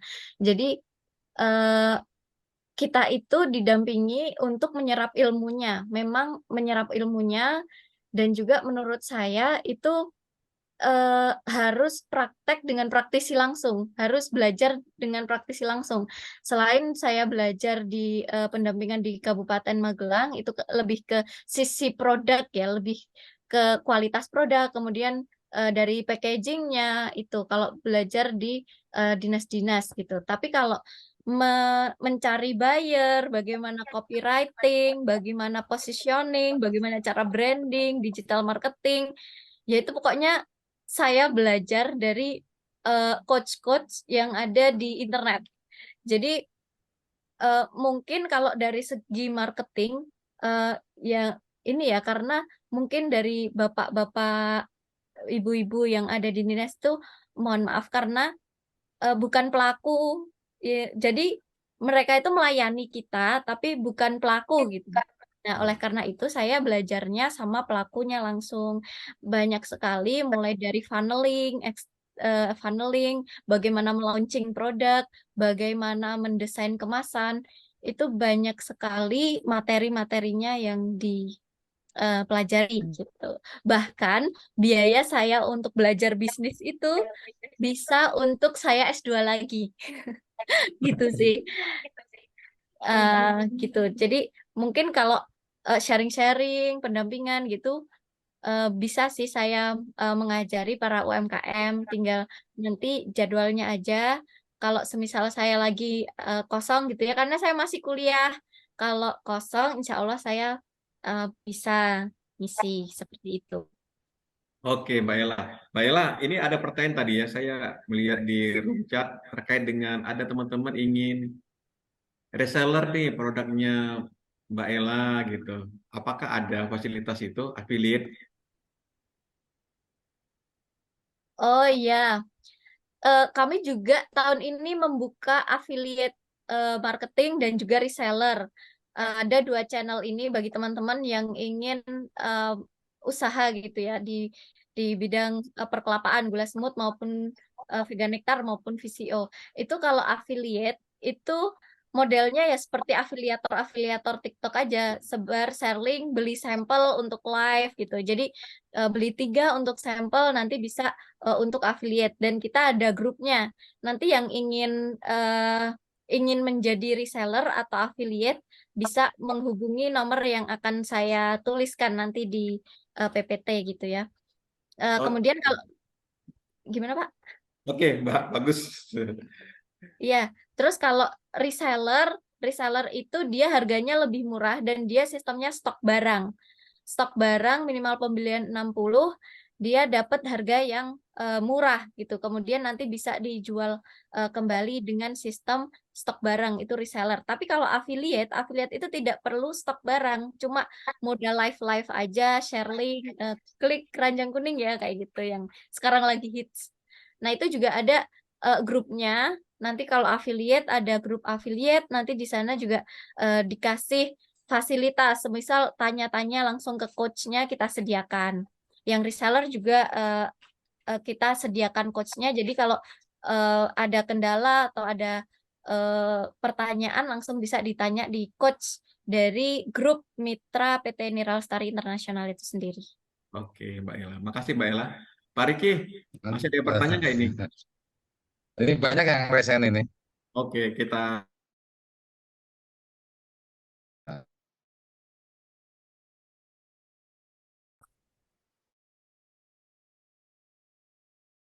Bahwa saatnya lah milenial ini kembali ke desa untuk pengembangan desa. Karena kami dari IAK sama PT Pos Indonesia, ini kami percaya bahwa sebenarnya produk-produk desa ini banyak sekali yang luar biasa. Seperti tadi Mbak Ella katakan. Salah satunya nih produk Mbak Ella ini gula semut gitu kan. Jangan berpikir hanya mencari jual barang-barang dari desa itu yang murah-murah aja. Nah, Mbak Era nih punya produk yang nggak bisa ngelawan di kuantitas, tapi bersaing di kas. Malah lebih enak kayaknya ya Mbak Ella ya. Iya, Pak. Harga yang lain dua Enak-enak puluh 30 ribu, Mbak tinggi. Ella berani jual 60 ribu. Iya. Ini luar biasa. Pak Riki Oke, putus-putus Pak John suaranya. ada yang ingin putus-putus masih ya? Ya. Jadi dari IAK kami dengan PT Pos Indonesia ini mengencourage Bapak Ibu sekalian untuk, nah ini juga buat Bayela, jadi bukan hanya berjualan, tapi bisa bergabung menjadi mitranya PT Pos nih Mbak Ella. Oh ya. Jadi kalau teman-teman yang sudah jualan secara online, punya produk dan jualannya alhamdulillah laku, laris secara online, pastikan membutuhkan layanan jasa kurir nih. Untuk ngirim barangnya dari Magelang ke Jakarta, dari Magelang ke Bandung, bahkan Magelang ke Sumatera, itu butuh namanya jasa kurir pastinya kan. Nah, PT Iya. Pos Indonesia ini membuka peluang, kesempatan buat teman-teman semua untuk bergabung menjadi mitranya PT Pos. Jadi nanti selain dapat untung dari jualan barangnya, Bapak Ibu sekalian ini nanti akan mendapatkan fee tambahan, akan keuntungan lagi, dapat imbal jasa dari bergabung dengan menjadi mitranya PT Pos. Saya skip biar cepat karena keterbatasan waktu. Nah, jadi untuk jualan online ini nggak melulu melalui e-commerce. Kalau tadi Mbak Ella mencari buyer melalui media sosial ya. Jadi social commerce dari Instagram, dari Facebook, bahkan dari TikTok. Nah, itu juga bisa mendapatkan buyer-buyer yang bisa membeli produk-produknya Bapak Ibu. Selain dari e-commerce, kalau e-commerce, brand-brand seperti Shopee, Tokopedia, Bukalapak, ini yang udah nggak asing lah kalau kita mau jualan di platformnya mereka gitu. Seperti tadi yang saya sampaikan bahwa ketika kita jualan secara online, baik di e-commerce maupun sosio-commerce, ini butuh yang namanya jasa kurir nih. Nah, PT Pos Indonesia ini satu-satunya perusahaan jasa kurir yang ada di Indonesia yang menjangkau seluruh wilayah, dari Sabang sampai Merauke. PT Pos memiliki lebih dari 4.500 kantor pos cabang, dengan puluhan ribu agen pos yang sudah bergabung. Nah, nanti ini ketika Bapak Ibu bergabung menjadi mitranya PT Pos, selain melayani kiriman surat dan paket, juga menerima pelanggan yang mau bayar tagihan rutin bulanan, yang mau beli token listrik, seperti yang tadi sudah disampaikan oleh Pak Joni, bayar PLN, bayar PDAM, beli token listrik, beli pulsa, top up e-money, ini bisa dilakukan di tempat Bapak Ibu. Nah, juga untuk yang sudah tembus pasar ekspor seperti Mbak Ella, ini nanti ketika bergabung buka agen pos, ini bisa melayani ekspor juga, hampir ke seluruh dunia ini. Karena PT Pos ini sudah tergabung dalam Asosiasi Kantor Pos Dunia yang dikenal UPU, United Postal Union. Anggotanya lebih dari 200 negara. Jadi jangan khawatir produknya mau ketika sudah dibeli sama customer ya, buyer dari Brunei, bingung mau kirimnya lewat mana. Nah, ini bisa lewat PT Pos. Bahkan Bapak Ibu sebagai agen juga bisa melayani. Terobosan dari PT Pos ada COD, cash on delivery, ada juga kerjasama dengan Bukalapak dan Shopee. Nah, ini kelebihan kenapa harus bergabungnya lewat IAK untuk buka kantor pos. Jadi kami memang diminta oleh direksinya PT Pos untuk membantu mengembangkan franchise kantor pos di seluruh Indonesia. Gitu. Yang pertama, kelebihan di IAK kita satu saldo nih Bapak Ibu untuk semua layanan bayar-bayar, top up, kirim-kirim, ini semua satu saldo. Aplikasi di IAK kita berjalan di Android dan di web. Nah, ini yang menarik. Poin ketiga, nanti ketika Bapak Ibu melakukan kiriman, nanti Bapak Ibu akan terima fee atau imbal jasa. Fee atau imbal jasanya ini diberikan harian. Hari ini transaksi, besok terima fee, langsung menambah ke saldo deposit. Terus untuk layanan kurirnya, kalau misalkan ada pembatalan, ini saldo kembali saat itu juga. Dan fee-nya ini kita tidak potong PPh. Jadi kita serahkan kepada agen untuk pelaporan pajaknya masing-masing.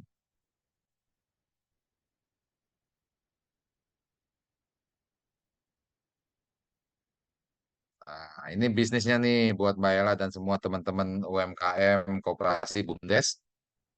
Ketika bergabung buka bermitra dengan PT Pos, ini adalah layanan PT Pos secara keseluruhan untuk kiriman baik domestik maupun internasional. Untuk kiriman domestik yang paling banyak dipakai ini yang nomor 2, kalau kita lihat di tabel, kilat khusus, dan yang nomor 5, ekspres. Nah, ini kalau omset agen di bawah 25 juta sebulan untuk kurir, setidak-tidaknya teman-teman akan mendapatkan fee sebesar 17,5%. Kalau omsetnya di atas 25 juta sebulan, ini persentasenya naik menjadi 20%. Terus kalau punya produk, bingung, saya mau kirim sampel nih ke Malaysia, pakai apa ya? Nah, internasionalnya PT Pos punya yang nomor 1 RLN, atau yang nomor 6 IMS, ini dokumen dan paket sama. IMS saja ini Bapak Ibu akan mendapatkan fee 16% nih. Kalau mau kirim sampel, ongkos kirimnya 100.000, Bapak dapat cashback 16%. Wah. Coba kalau kita simulasikan, dalam sebulan rata-rata misalkan kita asumsikan sehari itu ada kiriman 40-an paket lah per hari. Untuk domestik dulu lah kita coba hitung dengan rata-rata ongkir 25.000. Maka sebulan dapat omset untuk kurirnya 17,5%. Ya. Maka Bapak Ibu akan mendapatkan fee 4.375.000. Kalau omset jasa kurirnya sudah di atas 20 juta tadi, persentasenya naik menjadi 20%. Kalau sebulan omset kurirnya 100 juta, maka Bapak Ibu dapat fee 20 juta tuh. 100 juta dikali 20%. Kalau omsetnya sudah ada satu dua agen yang berhasil mencatatkan omset, itu satu bulan bisa 2,5 miliar itu. Satu bulan. Karena banyak kiriman ekspor ya.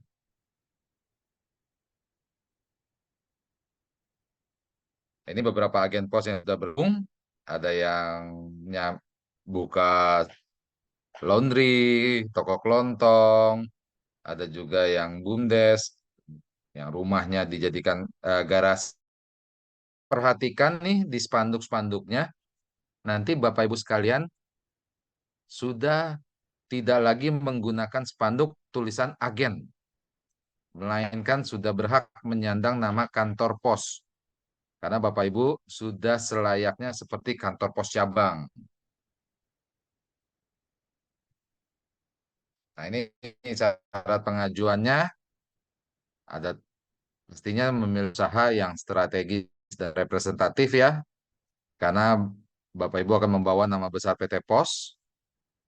Ada ketentuan jarak yang harus bisa dipenuhi supaya jarak antar agen ini tidak saling sikut-sikutan. Ada formulir yang harus dilengkapi.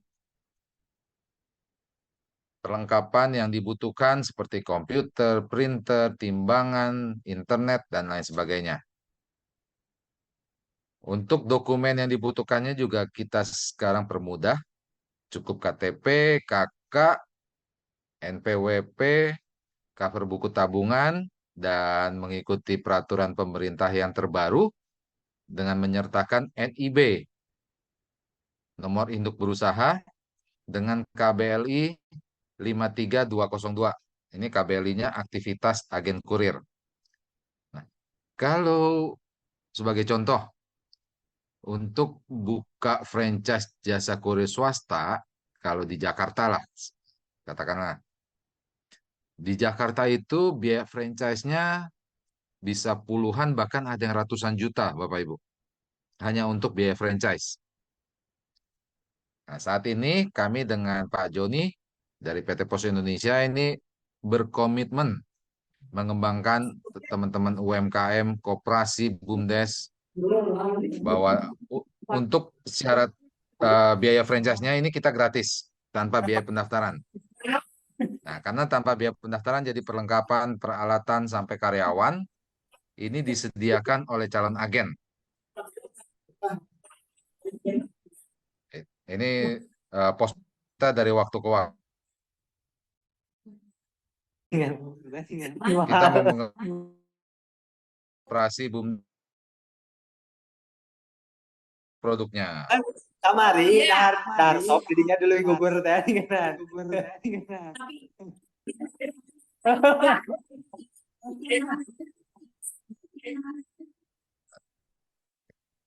Jadi kita juga mengundang narasumber untuk berbagi ilmu. Salah satunya nih Mbak Ella hari ini yang sangat luar biasa untuk mengembangkan mindset dari teman-teman UMKM koperasi.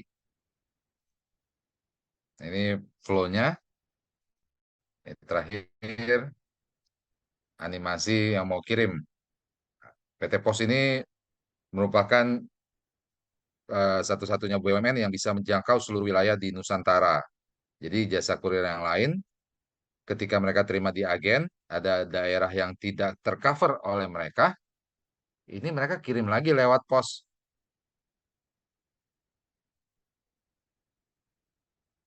Nah, terakhir, buat Bapak Ibu yang punya usaha, sudah terjun di online, ayo gabung buka agen pos, dapatkan double cuan dari keuntungan dari jualan barang, lalu akan mendapatkan tambahan cuan dari imbal jasa setiap kiriman dari ongkir nantinya.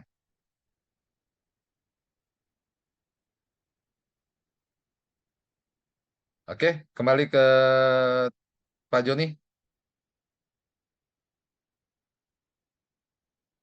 Masih di mute, Pak. Oke, Pak Riki. Oke, kita masih ada waktu buat pertanyaan kan nih Pak Jon? Ya, silakan. Masih ada 3 yang resen dari Mas Abdul Rohman. Silakan Mas.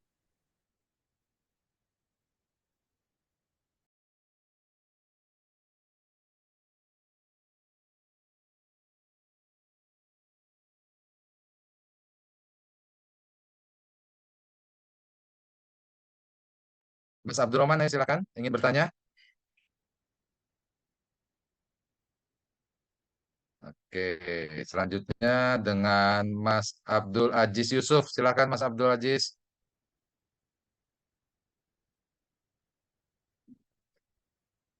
Oke, bisa di-unmute Mas. Assalamualaikum. Waalaikumsalam. Ya, selamat pagi, Pak. Terima kasih atas waktunya. Mbak Ella juga, terima kasih atas pemaparannya yang luar biasa. Saya Aziz dari Sidoarjo, Jawa Timur. Siap, salam kenal Mas Aziz. Iya, Pak, salam kenal juga. Jadi yang sebelumnya saya juga masih belajar untuk ekspor, Pak. Jadi selama 1 tahun ini kami fokus untuk mencoba ekspor di turunan kelapa, lebih tepatnya di briket dan juga desikit coconut. Nah, selama 1 tahun ini juga kami mulai proses pencarian buyer. Nah, buyer itu banyak berdatangan, Pak, tapi kebanyakan mereka hanya ghosting, spamming, dan lain-lain. Kami juga sering kirim sampel sampai ke Europe, Timur Tengah, tapi belum membuahkan hasil. Dan terakhir, sekitar 2 minggu yang lalu, itu ada buyer dari UK. Beliau itu minta dengan kuantiti yang cukup banyak, kurang lebih 600 ton briket. Nah, itu diminta dikirim ke Tanzania, Afrika. Nah, yang menjadi keraguan kami, jadi yang ingin kami tanyakan adalah bagaimana cara mengecek buyer ini valid atau tidak. Mungkin Mbak Ella punya pengalaman itu supaya memberikan insight terhadap kami untuk berhati-hati terhadap buyer yang kurang valid. Mungkin itu aja, Mbak. Ya.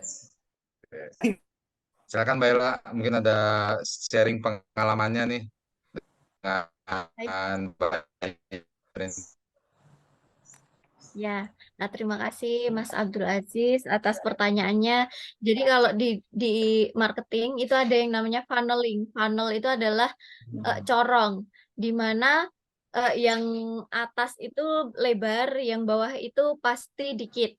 Nah, yang lebar itu apa? Yang lebar itu adalah banyak. Yang banyak itu apa? Kalau dalam marketing itu namanya exposure. Exposure itu orang yang lihat ini kita iklan kita, lihat profil kita, tahu produk kita, itu akan banyak sekali. Kemudian yang turun ke bawah itu semakin sedikit, yaitu adalah yang berinteraksi. Yang berinteraksi kita akan lebih sedikit daripada yang terexposure gitu.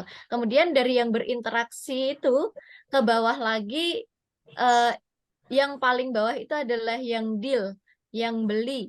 Yang beli ke kita itu akan lebih sedikit. Kalau ilmunya adalah semakin besar kita ingin deal banyak orang, maka harus memperbesar funnel, harus memperbesar corongnya. Jadi probabilitas, yaitu ilmu probabilitas matematika. Jadi semakin besar peluang akan semakin besar juga peluang untuk goals.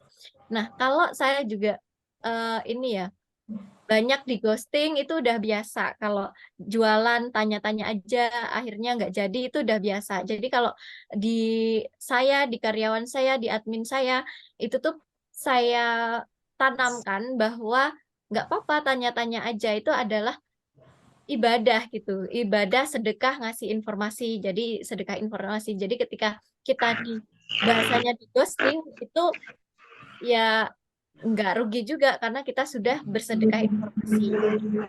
Kemudian cara cek buyer yang beneran apa enggak sih, broker apa enggak gitu. Jadi ada bener-bener buyer, ada dia trader juga, trader internasional, broker internasional. Jadi kalau saya cara ngantisipasinya, mitigasi resiko itu kalau udah yang nanya harga, kemudian nekan terus kayak gitu. Ya, jangan sampai di bawahnya kita, di bawah HPP kita, di bawah harga pokok penjualannya kita gitu. Kemudian kalau yang 600 ton per bulan, kayak gitu itu nggak real deh. Belum pernah ada yang real. Kalau sepengalaman saya ya, 600 ton per bulan itu belum ada yang real. Kemudian bagaimana saya mengecek dia benar-benar buyer apa enggak, saya video call. Kalau bisa buyer itu datang langsung visit ke pabrik kami. Nah, kemudian kalau udah visit langsung ke pabrik kami, bawa aja kan pasti dia pulang pesawat gitu ya. Bawa aja beberapa sampel. Dan juga di sistemnya PT Nira Lestari Internasional, mau dia trader, mau dia buyer, kalau bawa barang dari kami, para petani itu harus bayar, walaupun itu hanya sampel. Jadi nggak ada yang nyampel gratis, nyampel gratis, nyampel gratis. Dulu pernah saya ini ya tahun berapa itu dari tahun 2017-an nyampel kemana-mana orang nyampel, jadi orang itu semena-mena sama kita, jadi kita nggak ada bargaining positionnya. Saya hitung dalam 1 tahun itu orang nyampel bisa sampai 150 kilo. Itu uang petani mau dikemanakan gitu, kasihan juga petani gitu. Nah, jadi ini meng-create mentality juga para trader, para pembeli juga. Kalau mau nyempel ya harus beli. Itu akan lebih apa ya? Lebih menghargai para petani juga dan juga tidak merendahkan dirinya sendiri gitu. Kemudian untuk mitigasi resiko, jadi jangan kirimkan barang apapun sebelum uang itu masuk ke rekening. Jangan kirimkan apapun, jangan kirim ke luar negeri sebelum semua dibayar 100% ketika di port. Itu kalau menurut saya ya, karena saya hanya kecil gitu, hanya 2 ton per bulan, jadi saya mitigasi resikonya seperti itu. Mungkin kalau yang besar-besar ya, perusahaan besar, nggak apa-apa dibayar ketika sudah sampai di pelabuhan tujuan, tapi apa bedanya loh dibayar ketika sudah sampai sana dan ketika dibayar di sini, seperti itu. Tinggal MOU-nya aja, jangan sampai kita rugi.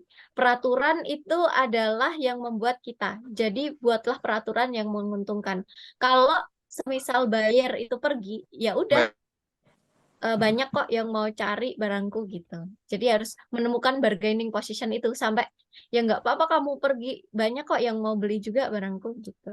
Iya, betul Mbak Ella. Mbak Ella, itu mantap. Benar. Kang Hamid, Mas Hamid, sama Mbak Ella, saya mau beli. Siap. Tadi Mbak Ella menyebutkan ada 7 produknya ya, Mbak Ella ya. Iya Pak. Jadi di kantor pos bisa ada pojok UMKM atau pojok etalase, bisa produk Mbak Ella tuh bisa dititipkan di kantor pos Magelang nih.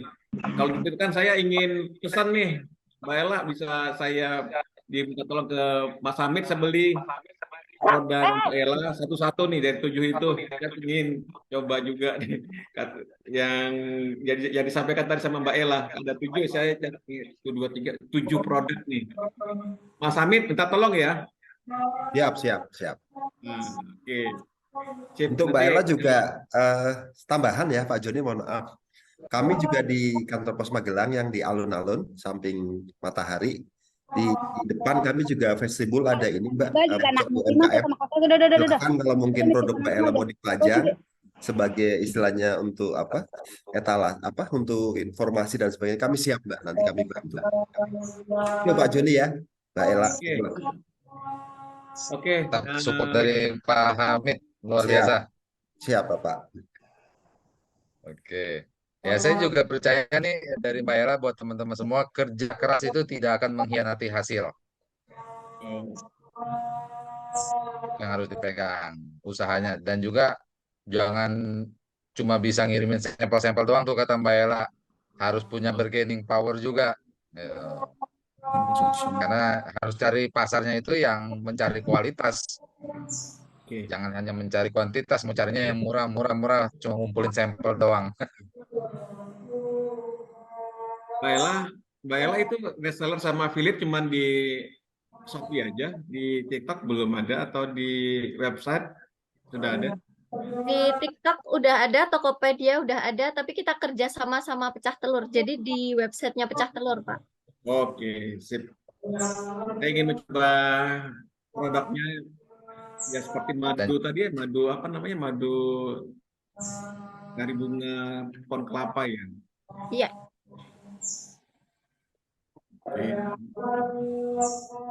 Oke, Pak Riki. Oke. Mantap. Berarti udah sholat duhur ini. Oke, baik. Mungkin itu Bapak Ibu sekalian, post-trainer kita yang ke-85 hari ini dengan narasumber ini milenial yang luar biasa, gitu ya. Ini Mbak Ella yang sudah membagi ilmunya untuk ayo mengembangkan desa, karena produk-produk dari desa ini banyak yang luar biasa, ya. Teman-teman UMKM koperasi ini harus menjadi raja di negeri sendiri. Ayo sama-sama kita kembangkan UMKM kita. Gitu. Silakan Pak John mungkin sebagai penutup sama sedikit intip-intip buat topik minggu depan, Pak. Oke. Pertama sekali saya mengucapkan terima kasih banyak ke Mbak Ella atas sharing informasinya, ilmunya, sharing pengalamannya. Karena memang ini sejalan dari teman-teman pra webinar ini, para peserta ini adalah mendapatkan informasi atau tokoh-tokoh atau orang-orang yang sukses dari bisnis itu kita hadirkan di acara ini dan teman-teman mendapatkan insight. Nah, yang ingin berkolaborasi dengan Mbak Ella, kemarin tadi Mbak Ella sudah dikasihkan nomor WA-nya. Silakan teman-teman untuk berkolaborasi. Dan kepada Mas Hamid, kantor pos Magelang, EGM ya, di EM atau EGM di sana? EM, Pak. Oh, EM. Executive Manager di KC Magelang. Nah, dulu ya kantor pos Magelang, sekarang namanya KC Magelang ya. Dan tentu bisa berkolaborasi dengan Mbak Ella, bisa bersilaturahmi ke sana. Dan saya juga meyakinkan atau senang apabila ada produk Mbak Ella itu ada di kantor pos. Di kantor pos, dan kita juga banyak traffic juga di situ, traffic para buyer. Dan sampaikan oleh Pak Riki juga tadi tentang peluang usaha, teman-teman bisa membuka layanan agen pos nih para UMKM di manapun dari Sabang sampai Merauke untuk mendapatkan double cuan, dari produknya dapat, dari imbal jasa dari fee dapat. Nah, silakan hubungi Pak Riki. Pak Riki sudah sharekan juga tadi nomor WA-nya. Nah, untuk tema webinar Kamis depan itu tentang bagaimana membuat landing page melalui aplikasi Canva. Nah, kita nanti tentang bagaimana mendesain atau membuat landing page menggunakan aplikasi Canva.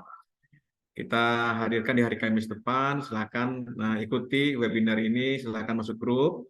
Dan tentunya tema-tema ini kita hadirkan buat para peserta member Postpreneur dimanapun. Nah, sekali lagi kami ucapkan terima kasih ke Mbak Ella. Semoga sukses PT Nila Lestari Internasional dengan usahanya dan juga binaannya, kelompok-kelompok tani di Kabupaten Magelang semua sukses dan mendapatkan keberkahan dari penjualan produknya maupun secara sosial dan ekonomi di sana. Kami sekali lagi terima kasih mengucapkan buat semuanya. saya akhiri dengan wabillahi taufiq wal hidayah. Wassalamualaikum warahmatullahi wabarakatuh. Waalaikumsalam. Terima Makasih kasih Mbak semua. Ella atas ilmu Terima kasih sharingnya. Mbak Ella. Makasih Pak Assalamualaikum. Terima kasih Samsul Bu Dodo Sukaira. yang masih Pamit. bergabung Nanti juga. kapan-kapan saya main ke Tangerang, Pak. Ya, Mbak Iya, Ella Bapak, terbang dulu ditunggu ya. Bapak. Siap, monggo. Terima kasih, Mas. Oke, makasih semua. Iya. Alhamdulillah. Makasih Mbak Ella ya.